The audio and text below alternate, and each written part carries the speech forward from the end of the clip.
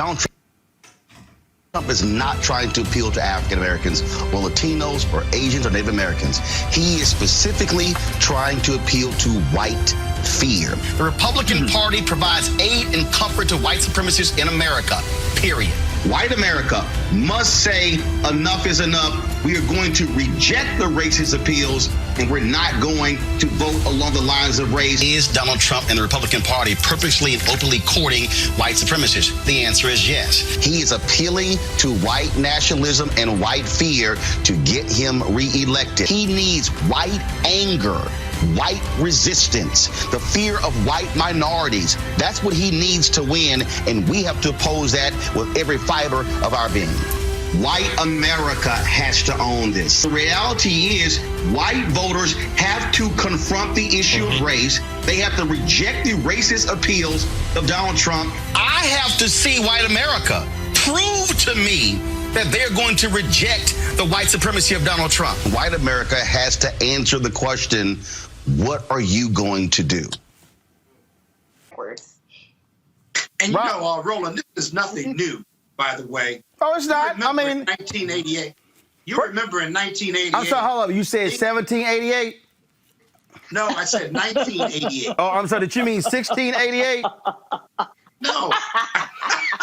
Well, let me just say, my first experience with Poles lying, or rather, Poles don't lie, white people lie. No. But see, no. See, hold on. Stop right there. See, we ain't got to have a poll conversation, because this is not about polls. What we have to contend with, Scott, is that what this is about is Donald Trump has allowed a majority of white people to now verbalize what they've always had inside, but they've had to restrain it. They've had to hide it. They've had to turn it down. They've had to modulate. Trump comes along, don't give a damn, says what he want to say, and they like, ooh, this is their, ooh. I'm free. We've been waiting. Oh my God, we've been waiting. Trump has unleashed it.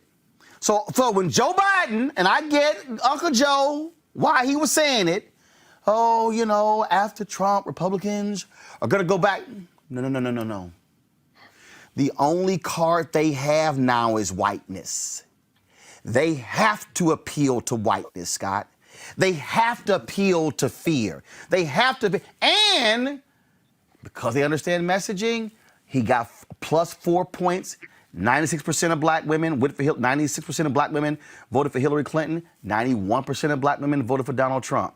He was plus 4 with black women, plus 4 with black men, and you saw the increase in Latino. And so it's all about messaging. What I'm saying is whiteness is about an overt appeals to race, because now they're saying, look at Trump. You can go ahead and be racist, and it ain't gonna hurt you. Zoom out, because I'm tired of sitting down. I sat down 8 hours last night. And so here's a deal I need y'all to understand. Go ahead and zoom out. I need y'all to understand I gotta stand up, all right?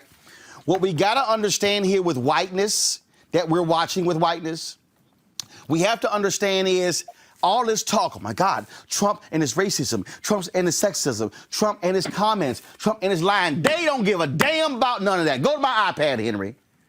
The Jack Nicklaus statement of support for Donald Trump right here defines whiteness in every single way you need. If you want to understand the thinking of whiteness in America, this is what Jack Nicklaus says in here.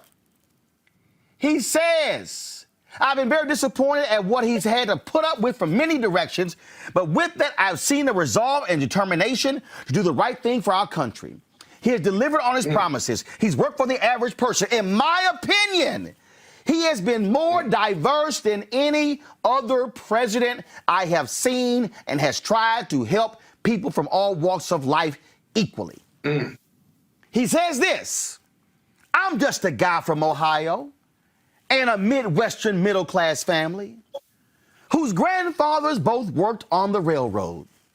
They gave their son, my father, the opportunity to pursue his education and his American dream. I was taught strong family values and worked hard to pursue my own dreams, my own American dream. I also believe that Donald Trump's policies will bring the American dream to many families across the nation who are still trying to achieve it. Then he says, see y'all, I need y'all to understand, this the kicker.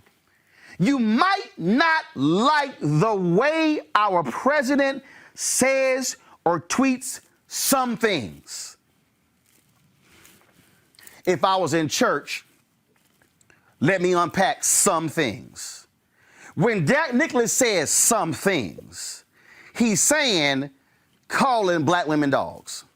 When he says some things, when he's calling folk names, some things, when he's lying. Jack Nicklaus reduces Donald Trump's hatred and bigotry to two words, some things. Let me continue.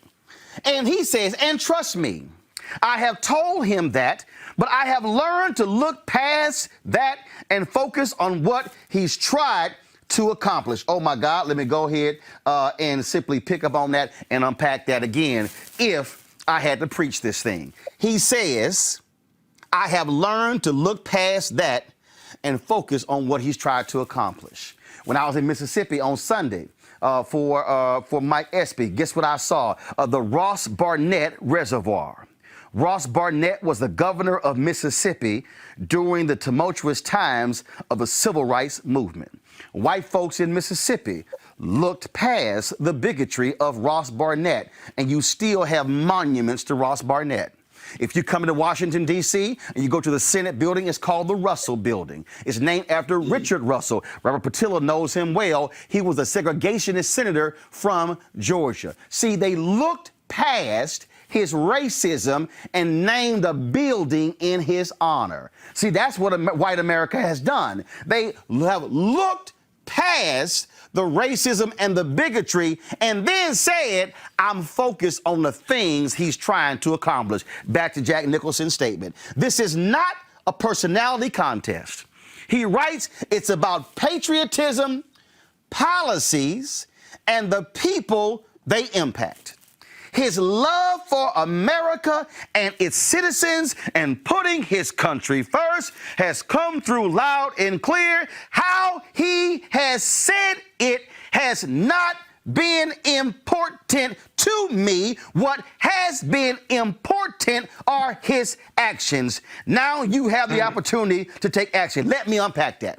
What Jack Nicklaus is saying, it ain't important if your ass bothered by his racism. It's not important if you bothered by his bigotry. It's not important if you bothered by his sexism. It ain't important to me as a white man if you bothered by his lying. It ain't important to me as a white man if you bothered by all the folks in administration who have been brought up on charges, who have pled guilty, who have gone to prison. It's not important to me how many of them have been corrupt. It's not important to me if he is sitting here saying we should take out these progressive DAs who are causing problems in this country. It's not important to me if he ain't sitting here spoken out about crimes committed against black folks by cops. It's not important to me how he embraces police officers and says nothing about police brutality. It's not important to me if he told the Proud Boys to stand back and stand by. It's not important to me what he said in Charlottesville. There are good people on both sides. It's not important to me about any of that because what Jack Nicklaus is saying, your issues, black people, ain't my problem. What he's saying is, young folks, your